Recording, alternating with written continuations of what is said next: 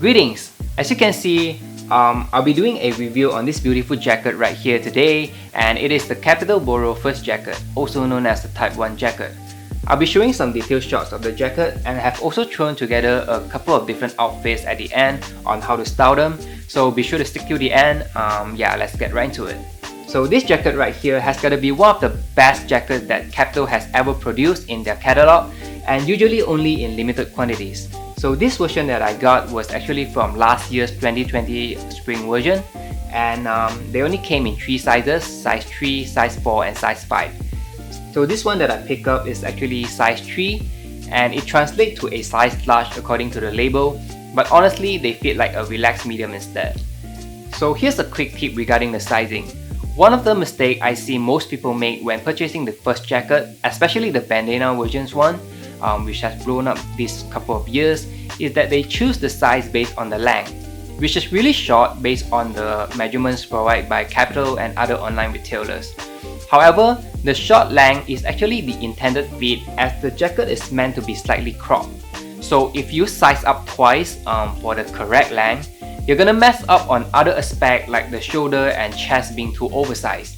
So what you want to do is also check the measurements for the chest and also the shoulder, so that you can pick your size accordingly. Personally for me, I find that going through the size or one size up works just fine. And now onto the actual details of the jacket itself. What exactly is Boro and what does it mean? I'm going to be doing a detailed Boro-centric video with its history, and also show some of my other Boro collections in my next video. So I'll just give a quick and brief explanation for this review today. So basically, most people are confused with the difference between sashiko and Boro. To make it simple, sashiko is a form of stitching and is a process and technique of needlework. Meanwhile, Boro is the result of continuous and ultimate repetition of sashiko, and also repairing and mending an existing garment instead of buying a new one, which result in this masterpiece right here, where everything is kind of like broken and repaired and frayed and all the little things in between. It's basically finding or creating beauty in imperfections like this, which turn out to be a work of art really. I'm not going to go in depth into the history of Boro in Japan in this video today, otherwise it'll be too long, so I'll just do it in the next video. This Boro jacket is the result of all the countless hours of hard work and hand sewing done by the artisans behind Kapital's very own factory. Everything is handmade and the details on it are insane. On your right, you can see that the jacket has been intensely worked over and over, distressed deliberately, and repaired again to recreate that aged look. There are different types of prints and patterns mixed here and there, like the hickory stripe and also other stripe patterns that is placed across the jacket. The base layer of the jacket is actually raw denim. It's pretty lightweight, so I'm guessing it's probably a 6 or 8 ounce denim. You can actually see some of the revealing fabrics like this one here, here and here, as it's untreated and untouched. Sashiko stitching can also be seen throughout the whole jacket, as it is used to reinforce the intentionally broken parts of the fabric. There is only one front pocket on the left side of the jacket, which is based on the Type 1 jacket by Levi's.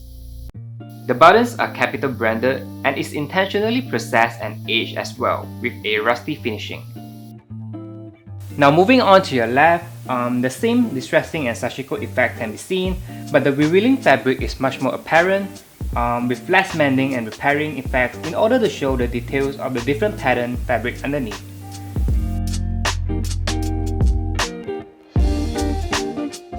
The inner layer is also fully lined for comfort with rayon fabric with printed patchwork graphics on them. What I really like about the 2020 version of the Boro jacket compared to the 2013 one is the inner rayon fabric. It's much more comfortable, and more importantly, it's lighter and not as warm, so you can pretty much wear them on any occasion as opposed to the blanket or wool lining, which is much hotter when worn. Now moving on to the back, just like the Levi's Type 1 jacket, the bottom also features a clincher or buckles along with the straps. Like the front, the same Boro and sashiko process is done intentionally, and you can see all these beautiful imperfections like the fraying threads, clinging to its life and much more. Since these are handmade, you won't find another identical one to yours, as the details to the distressing, to the placement of the fabrics will be very different, and this is also one of the reasons why the jacket is so unique. The process in making this jacket itself is a mystery, as Kapital maintains a wall of secrecy around the factories in Kojima. What makes Kapital so good and special is that they basically own their own factory and produces these high quality denim and garments, and also blending in with other vintage materials sourced from all around the world. They also have their very own artisans that craft unique one-of-one Kapital pieces by hand across their many stores all over Japan. Kapital is really an amazing brand because despite being in today's fast-paced fashion industry, they are still able to uphold to their very own principle and core by handcrafting unique pieces without compromising its quality. So back to the wall of secrecy and technique used to create this masterpiece right here. While Kapital doesn't reveal how it's done, I'm pretty sure they recreate everything from scratch in their own factory, including creating, dyeing, and intentionally aging the fabrics so that they look like actual Boro fabrics from the 1900s, and ultimately sewing them back together and distressing and repairing them by hand. While the Kapital Boro jacket is pretty pricey itself at almost $1,500 retail, it is still cheaper than Boro-centric brands like Kuon and individual specialists and artisans like Nora Atelier and many more. For reference and comparison, if Kuon were to produce this jacket right here, it would probably cost $5,000 or more because they source actual Boro fabrics from the 1900s with real actual history instead. As you can see here, this jacket from Nora also costs a whopping 180,000 yen, which is close to $1,800 because the fabric used is from the 1950s.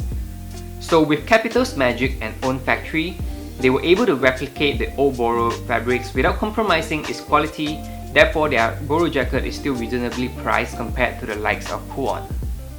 I feel that Boro jacket these days are a little ironic because you're literally paying an absurd amount of money for a jacket that looks like it's half beaten to death. However, behind the irony is true craftsmanship, blood, sweat and tears, and hours of hand-sewn, distress and repair done by hand to create the ultimate Boro jacket that you now see. And if you are able to acknowledge the skills that these artisans possess and the beautiful history of Boro, then you will find comfort in owning a piece like this in your life. Now that we have covered all the details, let's jump right into the different type of outfits that I have prepared today for this jacket. But before that, if you have enjoyed the video so far, please hit the like button and also consider subscribing to my channel if you find that my content is worth your time. For the first outfit, we'll start with something basic and making the Boro jacket the only statement piece and sole attention of the entire fit. So I'm just wearing a normal white tee underneath, paired with a regular pair of indigo denim that is pretty much plain and not too flashy, since we're directing all the attention back to the jacket only. To match the craftsmanship and details of the jacket, I've chosen the Visrim Grizzly boot, which is unparalleled in quality itself. So to sum it up, the first outfit is simple while maintaining the Japanese Americana spirit that both Visrim and Kapital possess of. Next, we'll shift things up a little towards Americana workwear for the second outfit. I've chosen the Visrim Social Sculpture Western denim shirt as the base layer while maintaining the same grizzly boots from the first outfit. To match our second theme better, I have swapped out the denim for an olive corduroy cargo pants by Focus Blue. This outfit is more relaxed in terms of its cutting and is something that is actually viable to be worn outside for actual outdoor work. For the third outfit, I'm going for an avant-garde look that focuses on the actual quality and details of the garments instead of something busy or flashy. So the white tee makes a return, and this time tucked into the undercover Patti Smith Neoboy denim in order to show additional details from the black leather belt, as well as the embroidery design details along the front pocket of the denim. The outfit is then finished with a blistered leather boots by Kazuyuki Kumagai. So at first glance, this outfit is simple and basic enough, which uses the Boro jacket as its main highlight, while accompanied with the denim and boots that has amazing details of their own. Next out for the fourth outfit, while still trying to maintain the avant-garde look from the third, this time we'll mix it up slightly with a hint of Japanese streetwear by including a flannel shirt by White Mountaineering but untucked to keep the look more casual. The denim remains, and I swap out the previous boots to these Dr. Martens 1461 to keep the bottom half monochromatic to further accentuate the details of the shirt and jacket on the top. And finally, for the fifth and last outfit, we're shifting gears towards streetwear or something more cozy and casual. So for the base layer, I used a vintage French Terry Nike hoodie that is comfy, and also used a pair of Levi's 501 which has a relaxed cutting, keeping movements unrestricted, and you can basically stay cozy all day long on this outfit.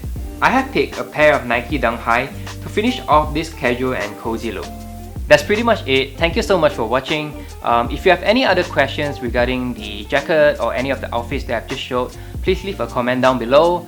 And once again, if you have enjoyed the video, please hit the like button and also consider subscribing to my channel if you think my content is worth your time. Thank you so much, stay safe and have a nice day. Bye.